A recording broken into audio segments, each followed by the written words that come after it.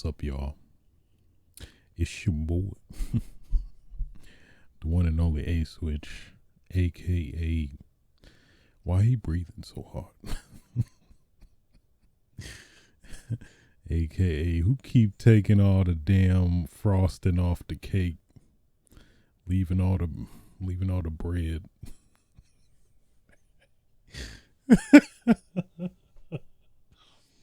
um That's petty. We all know there's that person out there. AKA the Komake Tiger Dropper, AKA the undefeated, uncontested, undisputed social distancing champion, AKA the nigga lip master, bringing you yet another episode of Switches Sites, episode 131. Happy pre-Thanksgiving Eve. This is what Thanksgiving Eve episode. So you getting an early episode before the festivities. Since I at least don't plan to be recording this on that day. So you getting it early. You welcome. You welcome. Don't say I never gave you anything. What else? Oh, for those that don't know, Switches Sites podcast is a dolo video game podcast where I talk about just that. I did say the date, but I'll say it again just to be sure. Today's date is November 23rd, Thanksgiving Eve. I know Black Friday is, I think, starting to come back to its it's just becoming like Black Week, it feels like, where everything is like starting early. Get your elbows ready. That's all. Get your elbows ready. All these middle-aged moms, these Karens, they coming for blood. I'm just prepare yourselves. All right. What is a middle-aged woman's weakness? I don't. Is it something pecan in it? Something pecan. Just throw something pecan on the floor when you Black Friday shopping. Hopefully you don't. I don't plan to be doing any of that because that's just too much. First and foremost, I don't like people like that. So having all of them in very close vicinity on top of this still persistent, mind you, COVID situation. No thanks. No thank you, ma'am. I'm okay. I'll be all right. I'm good. You could have that you can have that $50 TV that was made by some lesser known manufacturer that put the sticker of the, higher, more reputable company on it. You can have it. I don't want it. You can have it. So just a PSA. Watch out. Watch out for them middle-aged moms. They feral. They coming for the jugular. But hey, like I said, just throw some pecan pie, pecan ice cream. You gotta let it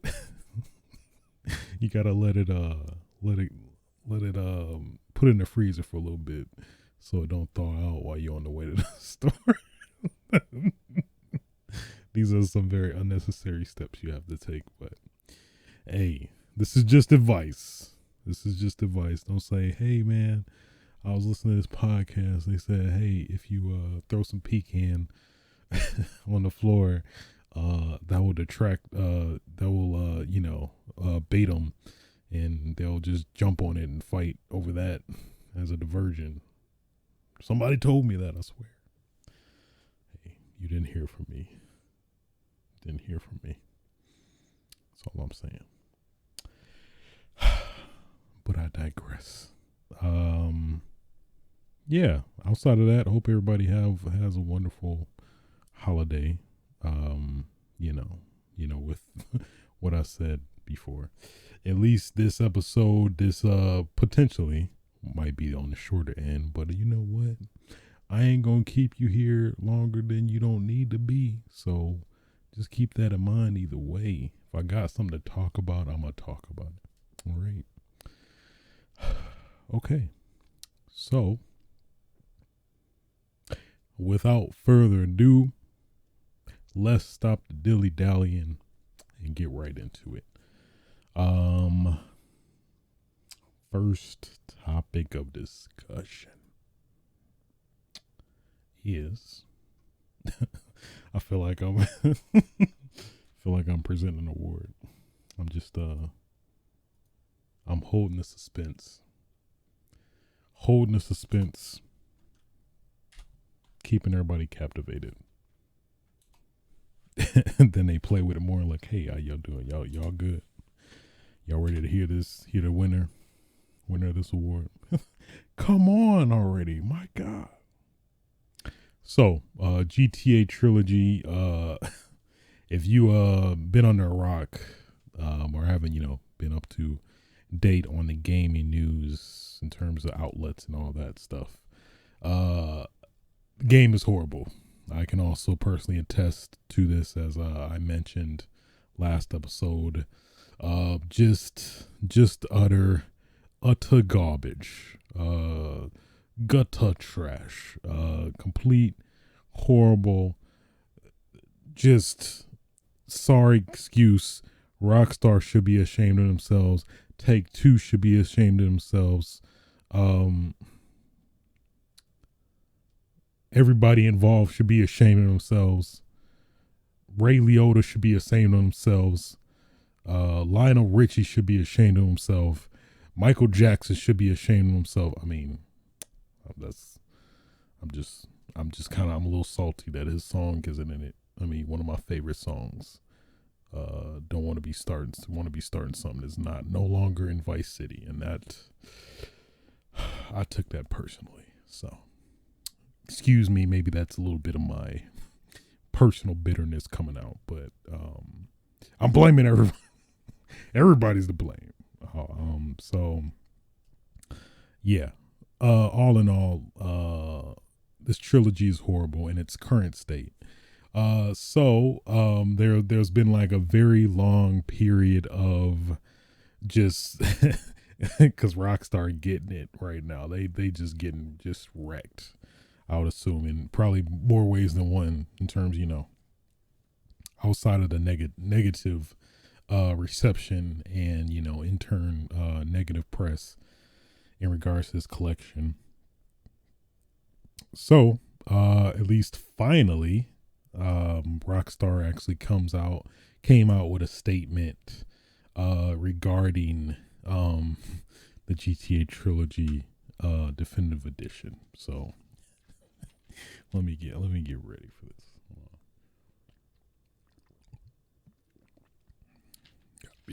Gotta get hydrated.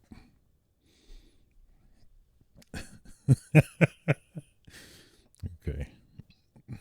Oh man, this is such bullshit. I'm gonna try to contain myself, but all right. I gotta get it out. I gotta get it out.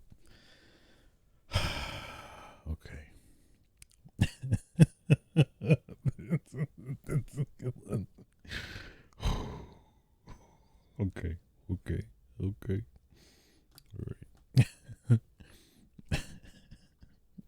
Okay. Hi, everyone. We want to provide an update regarding the unexpected technical issues that came up to light as part of the launch of Grand Theft Auto, the Trilogy, the Definitive Edition. Firstly, we want to sincerely apologize to everyone who has encountered issues playing these games, the Grand Theft Auto series, and the games that make up this iconic trilogy. are as special to us as we know they are to fans around the world. The updated versions of these classic games did not launch in a state that meets our own standards of quality or the standards of our fans have come to expect. We have ongoing plans to address the technical issues and to improve each game going forward. With each planned update, the updates will reach the level of quality that they deserve to be. A new title update is on the way in the coming days for all versions of Grand Theft Auto The Trilogy, the Definitive Edition, that will address a number of issues. We will update everyone as soon as it's live. In the meantime, it pains. Oh God. In the meantime, it pains us to mention that we are hearing reports of members of the development teams being harassed on social media. I mean, that's understandable. We would kindly ask our community to please maintain a respectful and civil discourse around this release as we work through these issues. While one of the goals of the Definitive Edition was to allow players to allow these games on modern platforms for many years to come, we also understand that some of you would still like to have the previous classic versions available for purchase. We will be adding the classic PC versions of Grand Theft Auto 3, Grand Theft Auto Vice City, and Grand Theft Auto San Andreas back to the Rockstar store shortly as a bundle. Additionally, everyone who purchased Grand Theft Auto The Trilogy, the Definitive Edition, on PC from the Rockstar store through June 30th, 2022, will receive these classic versions in their Rockstar Games launcher library at no additional cost. We will update everyone as soon as they are back in the Rockstar store. Once again, we'd like to thank everyone for their patience and understanding while we work through these updates to ensure these games meet everyone's justifiably high standards. Sincerely, Rockstar Games. So, first and foremost, back at the top, unexpected technical issues is excuse my French, straight up, literal, out of the gutter bullshit. Bullshit.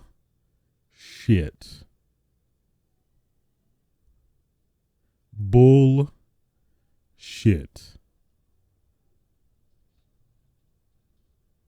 I'm just saying.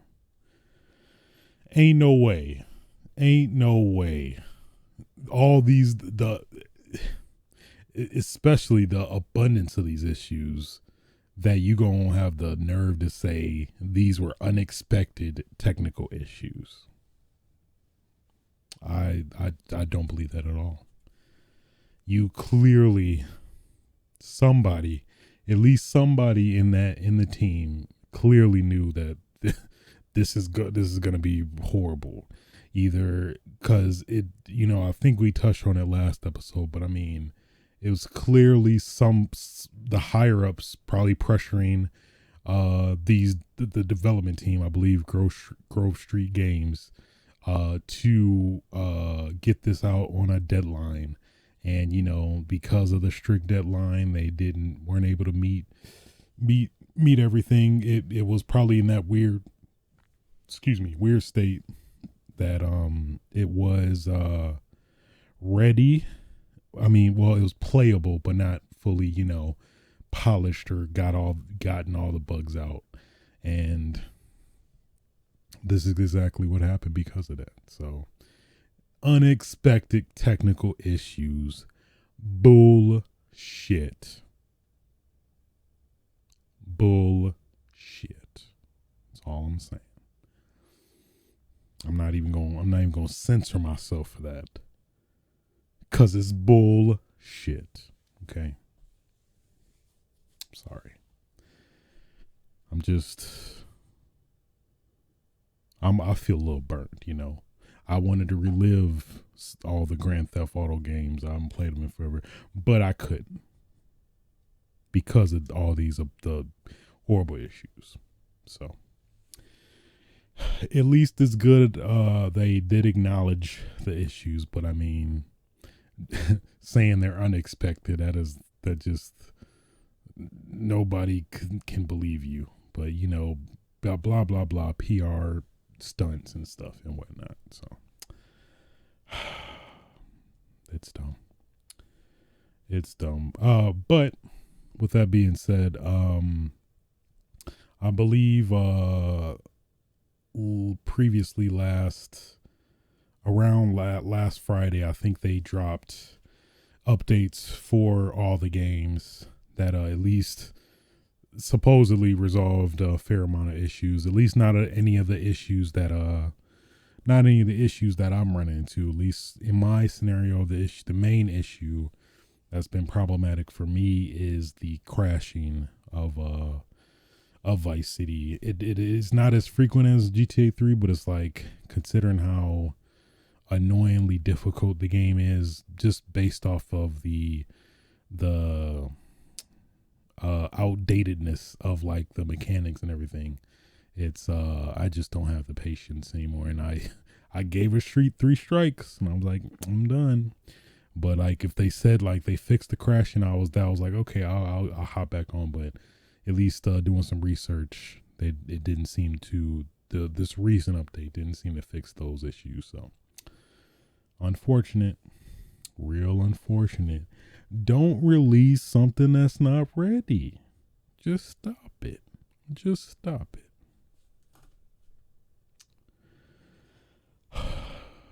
But I digress.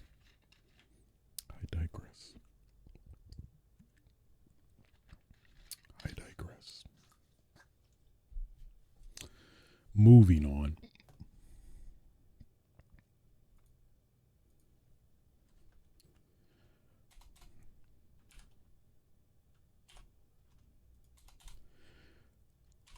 Resident Evil 4. We all know it. You know it. Of course, the Resident Evil 4 was released yet again for like the 50th, 70th time on another platform, on the Oculus Quest back in October. And apparently some reception has come in regarding the sales, which is at least according to I guess, I mean, slight grain of salt. The is it the head of Quest? Who was the guy? I want to say Jason Rubin or Rick Rubin. Said that it was the highest selling game for VR in terms of, I think, was it adoption rate? Let me double check. Get my facts straight. Jason Rubin. Yeah, he reported that. Yeah, we knew Resident Evil 4 would bring a different kind of thrill in VR, both for diehard fans of the franchise and those new to the game in VR. I'm excited to share that Resident Evil 4 is officially the fastest selling app in the history of the Quest. So, I mean, I was admittedly, personally, very skeptical of VR in general, and this sure as hell got me, and I'm like, fuck yeah, you know where to get me, right in my weak spot. Hit okay.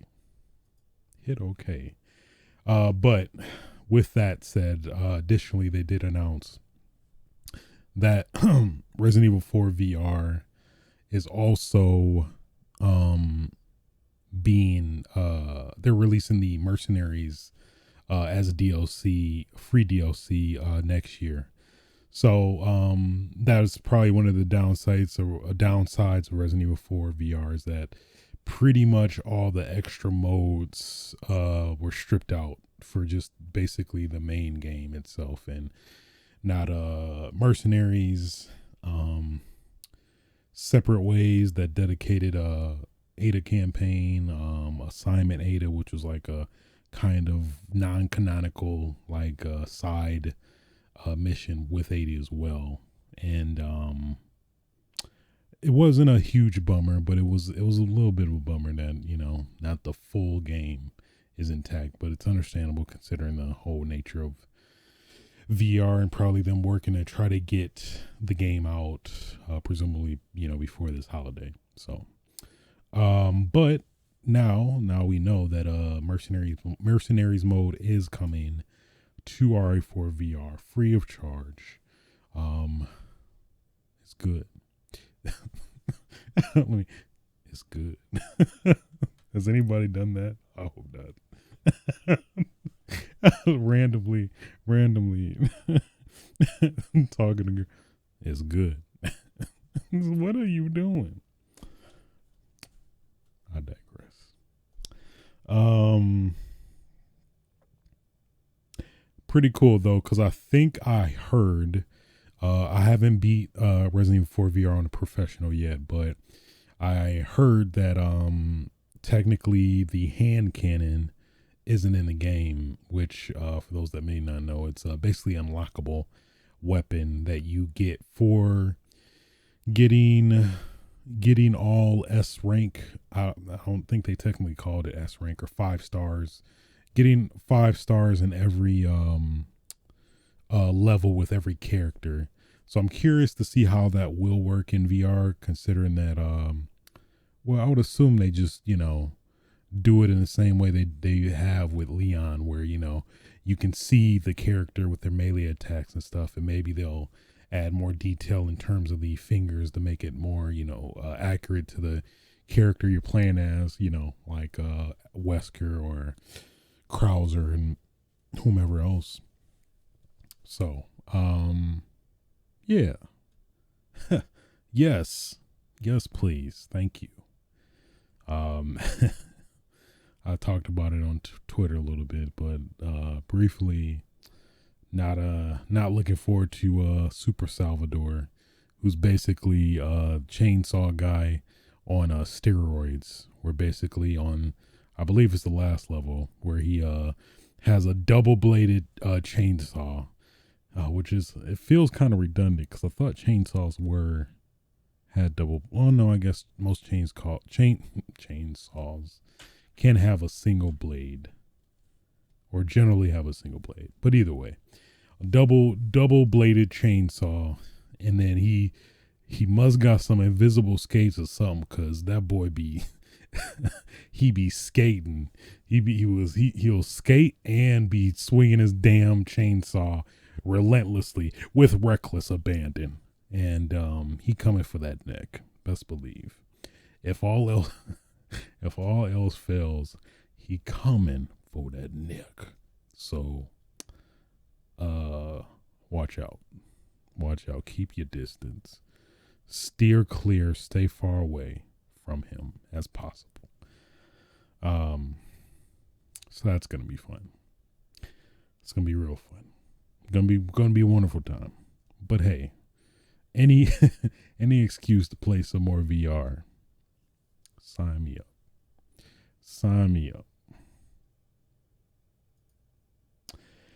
And with that actually will conclude all the news for this week, at least that caught my eye. So let's get into what I've been playing. You already know Halo Infinite multiplayer. Oh, it's so good. It is so good. So good. Yeah, but still been just playing pretty periodically.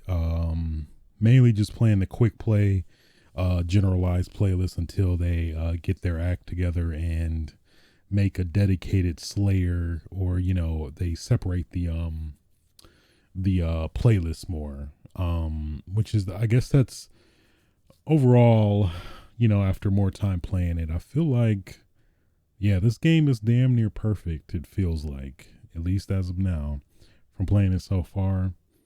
I think just some things just to not repeat myself from last episode, but I think pretty much at this point all the game needs now is some more maps, dope maps, and hey, put a little bit of that ivory tower in there, sprinkle some of that lockout, in there. Put a little bit of that Zanzibar, just a little razzle dazzle of that Zanzibar in there, and just with a pinch of the pit. Whoo, whoo. What's the Emerald Lagasse? Bam, bam. I'm not one to always force people to, always recreate your maps that you've already created before, of course. But I feel like for multiplayer games, I think it's fair game. It's like just at least like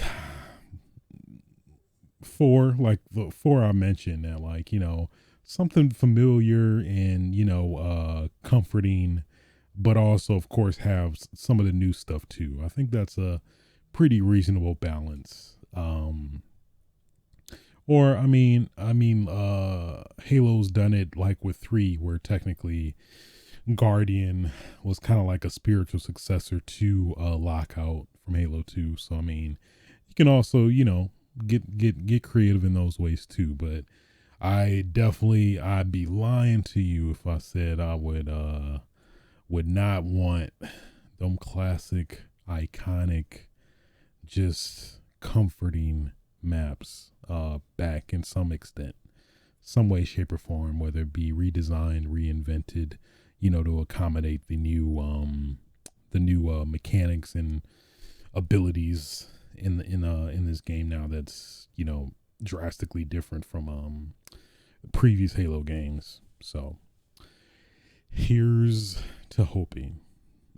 Technically this is in beta though, so I'm assuming come December 8th we'll probably get more maps and things like that. Yeah, I'd say more maps. The battle pass system, after playing it like if what feels like 15-20 hours maybe, I'm probably maybe exaggerating, but it felt like that.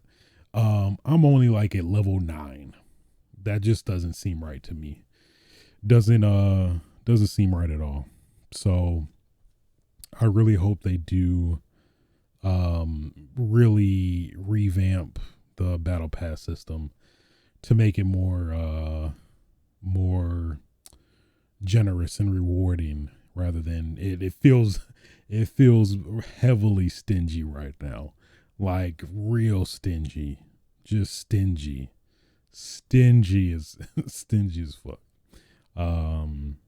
Yeah, man, like each match, if I don't complete a challenge, I get 50 XP, and I think to reach the max level or progress to the next level is like 4,000 or something like that. So I'm not no mathematician, but that just don't seem right. So I get I guess the factor of them of the pass being infinite.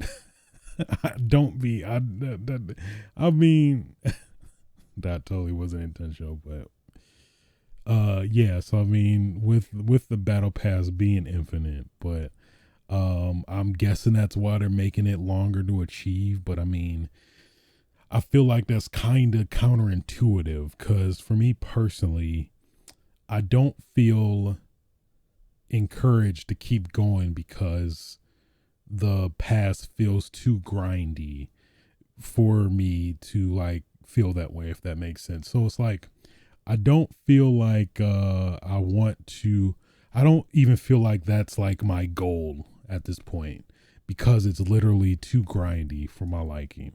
It's like, oh, it's a cool little optional thing, but it's like it doesn't feel like, man, I really want to I want to get to this next level like Call of Duty in their battle pass system, which is definitely felt more fair than anything.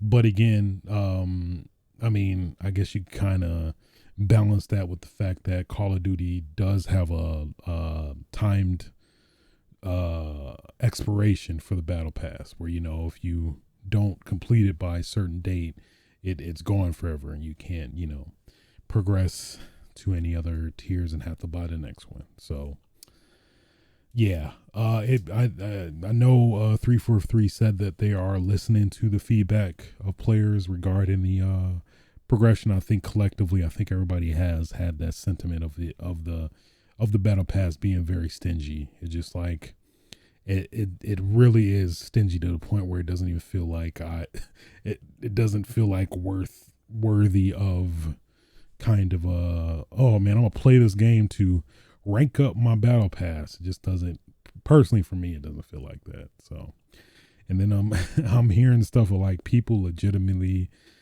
straight up just gaming the game, which, you know, I think is the bane of every developer's existence, more or less, in terms of like you're not playing how we want you guys to play. We was trying to encourage y'all to play the game, not to play for a specific objective and quit.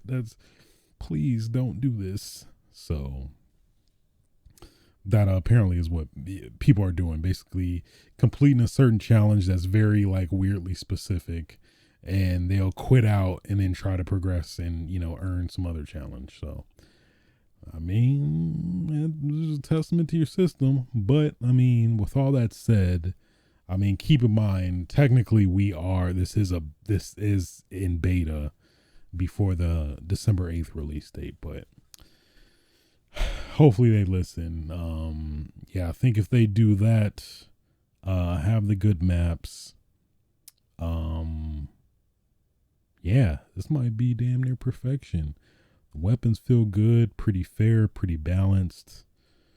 Yeah, I forgot about ranked. Got me just been grinding, playing for these championships. Your boy got a platinum. Yes. Thank you so much. Thank you so much. I worked so hard for it. Got platinum. I guess to kind of get a sense of scale, since I know each system is totally different for each game. I think it's bronze, silver, gold, platinum, diamond, onyx. So personally, I'm very satisfied. I just when I was playing, it kind of works like Gears of War, where you play 10 matches to get your rank, and at least that was my rank I got initially after them 10 matches. But I can keep going. I can keep fighting for that diamond, which I'm probably gonna do. I'm just gonna see how obtainable it is. And what I do like about this ranking system is that it doesn't penalize you. It doesn't seem to penalize you if you lose a match, which I think is very important, because it's like literally all the games I played, I solo queued. I was like the MVP of the match, and like just frustrated. Like I'm kind of, I mean, not to put this comparison, but like, I mean, I guess it depends on the dynamic. I think it's probably more accurate when LeBron was on the Cavaliers, where, you like feel like the only star player, also playing the mother objective. That's the common sentiment I've noticed across all of my rank match. Play the damn objective. I think I probably ranted about that before, but it's still persistent now. Play the fucking objective. I'm sorry. I'm just saying. Play the damn objective. Damn it. Jesus, I'm the only one getting the ball in oddball every time. That everybody, the other team just racking up the points, and I'm the only one trying to fighting for them points.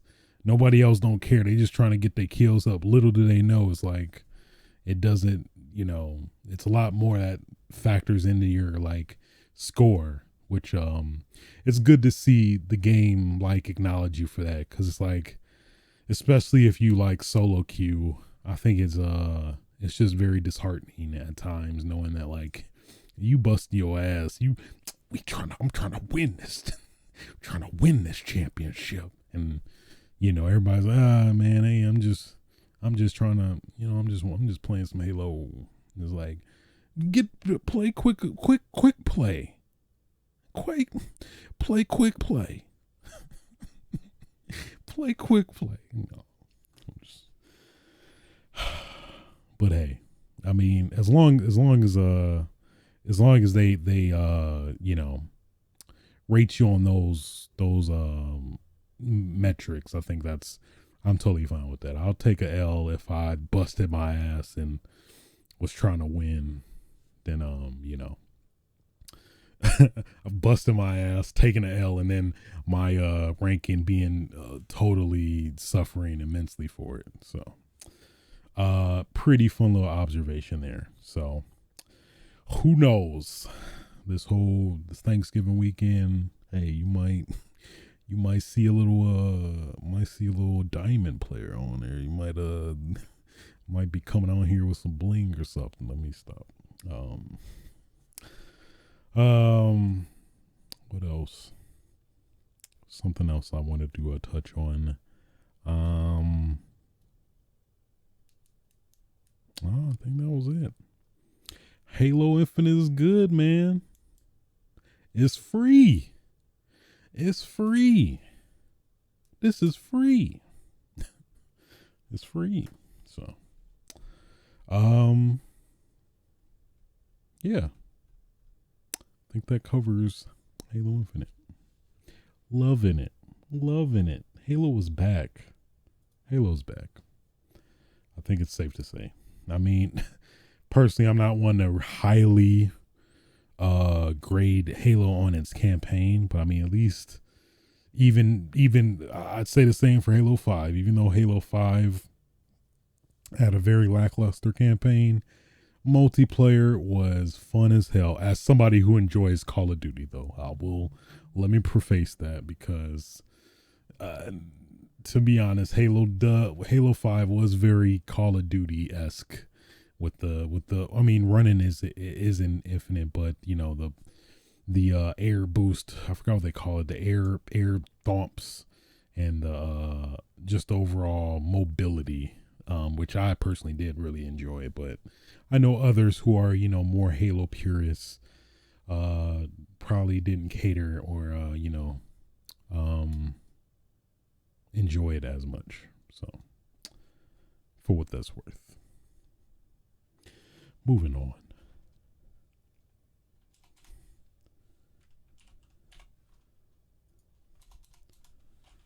Play some more of that Lost Judgment. I'm trying to find it. I'm still trying to find it. I'm about roughly 30 hours in now. I've been dropping this game and picking it up so many damn times. It's not even funny, and I'm so sorry.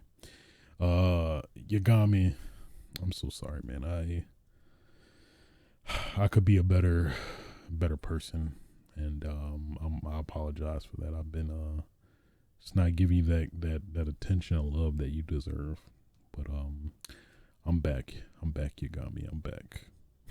I'm back, and I'm gonna never leave. I'm not leaving. I'm not leaving this time. I'm not leaving this time. So, back yet again into Lost Judgment, and yeah, I am really enjoying it. I mentioned the new fighting style, the DLC fighting style you get now with the boxing style, and that feels like it totally opens up the game way more now with the options you can have, which I think I touched on, so I'm not gonna go over it again. But yeah, I'm getting deeper into the school stories. I'm about to get in that sweet pocket, that sweet pocket where it's like, oh yeah, this is what I signed up for. This is this is what I signed up for. Where you get that nice little flow. You just hopping from side story to now school stories, and it's been pretty good. Pretty good. I'm thoroughly enjoying Lost Judgment. I'm gonna find it. I'm gonna find that judgment. Ooh, don't you worry.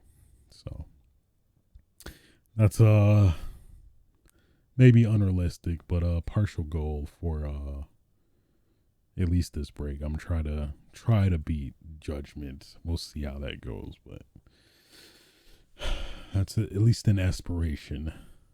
So, but outside of that, I did real quick also mess with the Xbox One X backwards compatibility stuff with the FPS boost for, of course, the series near and dear to my heart, the Gears games. They got the 60 FPS updates, and I messed around with them a little bit. Of course, nobody's Gears 1 multiplayer is like a ghost town, so I just dabbled in some of the campaign a little bit just to see how smooth it is, and it's pretty smooth. It's 60 FPS, all right. It really is. So then after that, I jumped into Gears 3 multiplayer, one of my favorite Gears of all time, with a 60 FPS boost. Forget about it. So I downloaded the update for it, like when you launch it, it'll ask you for an update, and it didn't seem to apply because I'm like, this does not feel like 60 FPS. And then sure enough, after I had to go to the configurations or compatibility options and check it that time, but I guess it was weird because it did work for Gears 1 automatically, but not Gears 3 for some reason. But after that, it did feel like 60 FPS. It did crash after I was playing for a bit, but I attest that to I think just the game needing requiring to be restarted after applying that update. So, and pretty much after that, I just dropped it to play some Halo. So yeah, and that pretty much concludes what I've been playing. So let's get into what I've been watching, which has been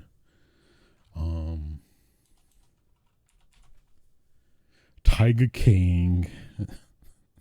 that goddamn near tiger going that goddamn near tiger gonna try to bite my whole damn ear off. No, I told him he ain't gonna do shit. I ain't gonna do a goddamn So for those that don't know, Tiger King is probably like literally now a stamp in like pop culture with basically it's this whole story, I want to say quote unquote reality documentary. Well, I guess it's more so a documentary, but I don't know. I feel like it's some stuff that's getting fluffed up, especially the second season. But I'll dive in that a little bit. But yeah, essentially, Tiger King is basically this documentary about this. It generally revolves around the main person being Joe Exotic, who's this like, how do I even describe him? He's, I guess flamboyant is pretty accurate. Flamboyant. How would you define them? Animal wrangler. That's weird. I don't even know how to describe him now. But essentially, he owns this. I guess technically, a wildlife resort habitat, what have you, where he basically has this very large private area where he holds a lot of endangered rare animals. At least, of course, the general highlight is tigers and lions and stuff that he's kind of made a lot of money off of in terms of bringing the public in to, watch and have like demonstrations and stuff like that. So it is some stuff that pops off, at least especially the first season. But I mean, season 2 is actually is pretty close to. But yeah, so that's generally the gist. But at least season 2, the focus is definitely a continuation of 1. They do take some liberties and branch out with a couple episodes. Like they actually focus more on Carol Baskin, who's kind of been Joe Exotic's like prime arch enemy, it feels like, in the series. So they kind of focus on her situation with the whole mystery of like, did she actually feed her husband to the tigers, and that's why nobody can find where he's at.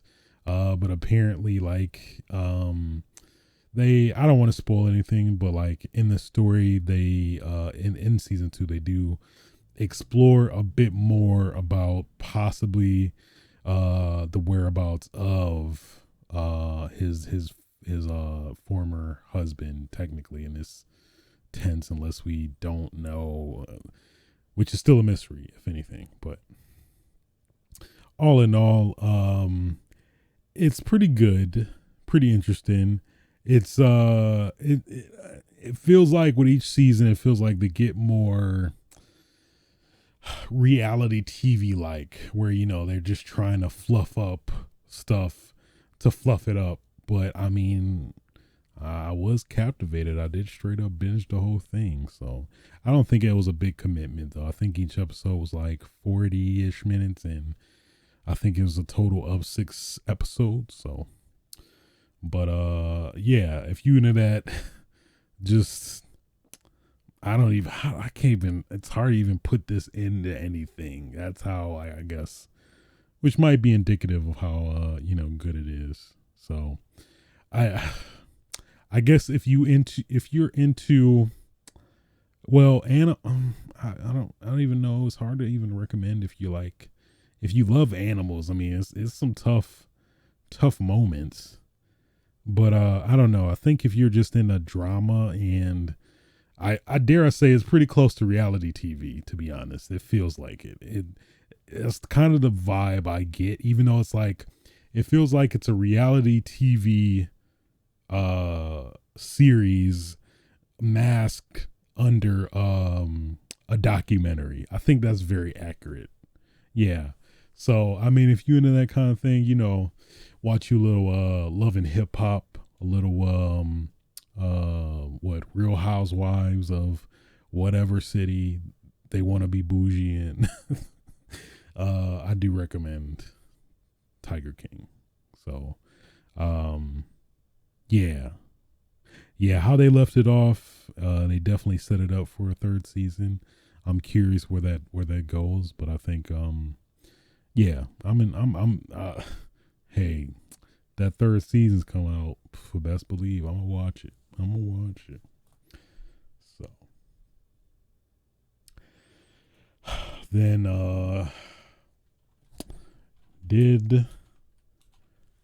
the reason why am recording this a little bit later as well,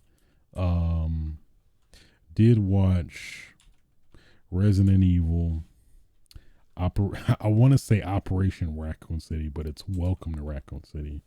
That was the Operation Raccoon City was one of the Xbox 360 game where they revisited Resident Evil 2 and say, what if we killed Leon? What would that be? And they didn't really go fully into it, which, was a bit of a bummer. It was okay. Anyway, Resident Evil Welcome to Raccoon City is basically, now a reboot of Resident Evil. Yet at least the 2nd reboot. Now separating itself from the horrible Paul W.S. Anderson, Mila Jovovich, I don't even know what you call it, Paul W.S. Anderson's wife, sub-story line, Paul W.S. sub-story Resident Evil Mila Jovovich. Resident Evil Mila Jovovich. Resident Evil Mila Jovovich. That's so ignorant. Yeah, Resident Evil Mila Jovovich. Okay, I can pronounce. Mila Jovovich. Let me stop. Yeah, so no spoilers. Um, it was okay. It was okay. Overall, it was okay. Is it better than the Paul W.S. Anderson's whole series combined? Yes. Yes. Yeah. Wholeheartedly. Hands down.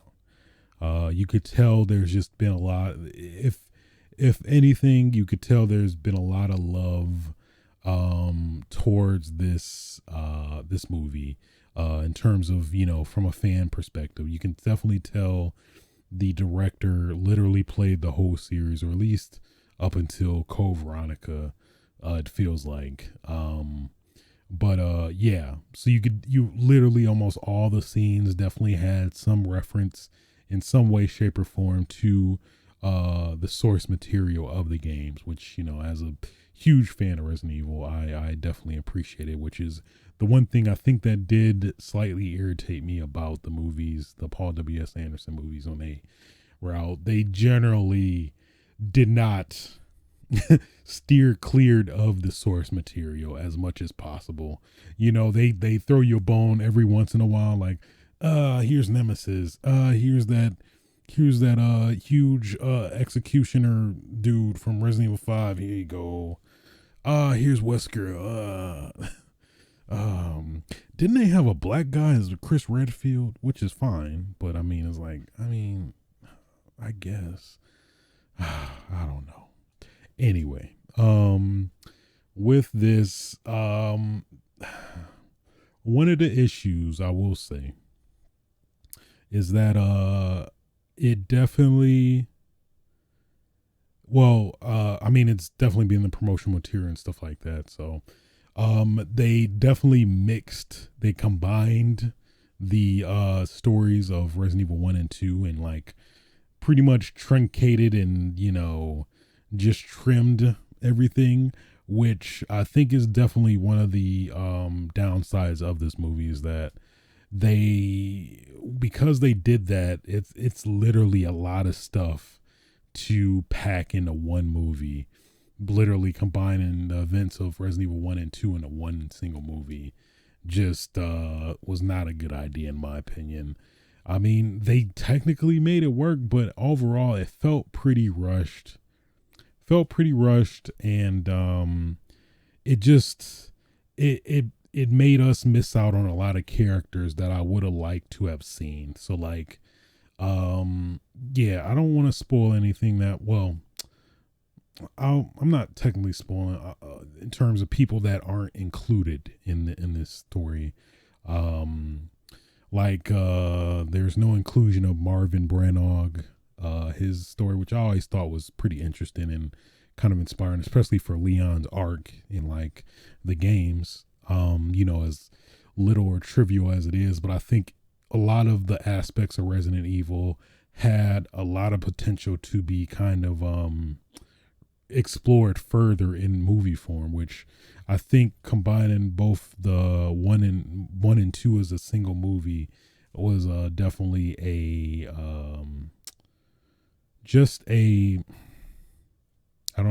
mistake that I think they would have been really better off just doing it game by game, in terms of generally keeping the same characters and whatnot. So Barry Burton is not included in this. It's just a lot of characters I would have liked to have seen and see their stories play out in the big screen, which,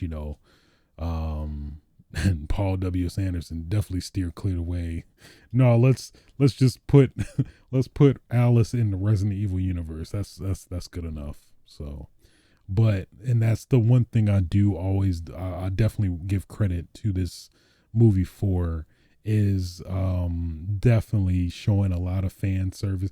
I don't even want to say fan service because it's not like bludgeoning over your head like, hey, hey, Resident Evil fans, you remember this? No, it wasn't like that. It was very subtle and tasteful for the most part, where it wasn't like, if you played the games, you're like, oh, okay, this is this, and things like that, where if anybody who's not familiar with the movie just saw this, they wouldn't think of it like, oh man, are they catering to the Resident Evil fans with this right here? I don't know. So,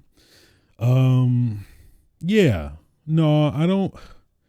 It didn't seem like there was anything that necessarily was very fan servicey. It definitely felt like they were trying to tell their own story using the source material and kind of deviating off that with this movie. But yeah, overall, I think the biggest problem with this movie is the fact that they're literally combining two games into one movie, which is just, it's just so much that is being missed out on. I think that, I mean, maybe they explored in the sequel, but it is like the ending was kind of confusing in terms of the stakes. So yeah, yeah. And then there was a mid-credit scene, and something about it just gave me cringe vibes. I could not help it, but I in the grand scheme of things, I appreciated it, but just something about it just felt cringy to me. I don't know. But anyway, overall, if you are a fan of Resident Evil, this is definitely way better than any, like I said before, it's definitely way better than literally the whole Paul W.S. Anderson, what is it? What 10 part saga now? Because they milked milked it so much, just milking just Mila Jovovich. I did a different Mila Jovovich. I didn't even mean to do that. Just milking. She just all on them, all the damn Resident Evil utters. She just milking everyone, just milking them. That part of that kind of makes me mad, but I digress. So, yeah, if you are a fan of the Resident Evil games, I think there's definitely a lot that you will enjoy with this movie. It was fun. It had some good moments. As a whole, I feel like the main problem of this movie is literally them combining the two games. It just caused the movie to just feel rushed. It felt rushed because they were, introducing so many characters from literally both of the two titles, Resident Evil 1 and 2. And they didn't give, the characters didn't have enough time to breathe, So yeah, but again, I really did enjoy the references to the games. It was like literally almost every scene had a reference to the game in some way, shape, or form, which I definitely respected. That it felt like the director, I think his name is Johannes something. He definitely played the games. He really did, which I definitely appreciated. So yeah. So I think this is definitely going to get a sequel sales wise, because if the previous movies are any indication, considering how horrible they were, I definitely see this definitely getting a sequel. Regardless of reception. So hopefully they did learn from this, and I'm curious to see where this goes, considering the ending and the plot. It's weird. That's all I'm gonna say without spoiling anything, but yeah. Didn't hate it, didn't love it. It's pretty mediocre. I wouldn't like, oh man, I want to see this again. Like if any friend wanted to watch it again, I guess, all right, sure. Other than that, no, I don't. It wouldn't Really didn't feel like watching it again. Yeah.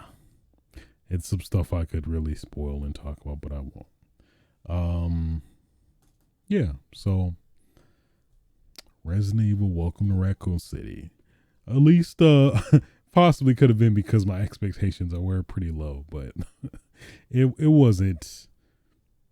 It was very mediocre. I think that's probably safe to say. Very mediocre. Yeah. Yeah. But hopefully they learn, and if they more than likely, whenever they make the second one, I'm very curious to see what they're going to do. It's hard to fathom at this point, but anyway. And with that being said, I think that will conclude episode 131 of Switch's Sights. Well, again, hope everybody has a wonderful holiday. Get them turkeys. If if you fighting with your stepmom, stepdad, tell them to shut up. I don't know. I think that works. I don't. I just assume people fight with their step parents on on Thanksgiving.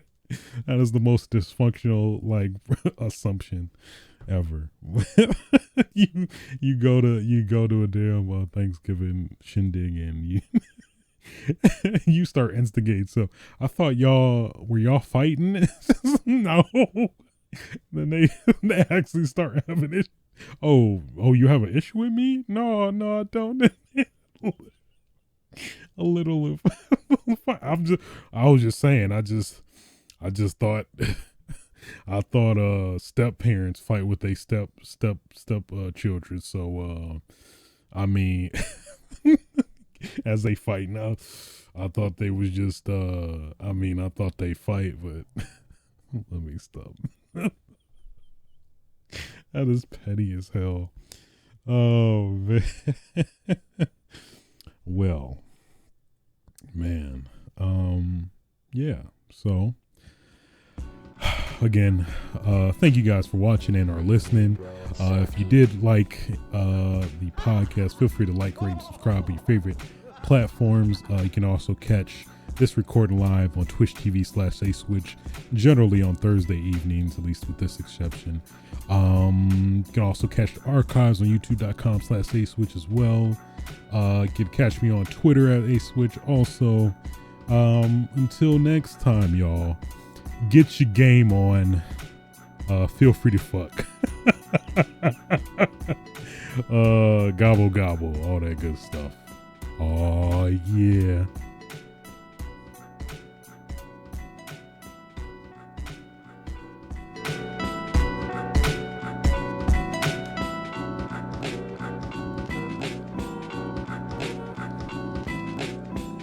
Nobody's safe.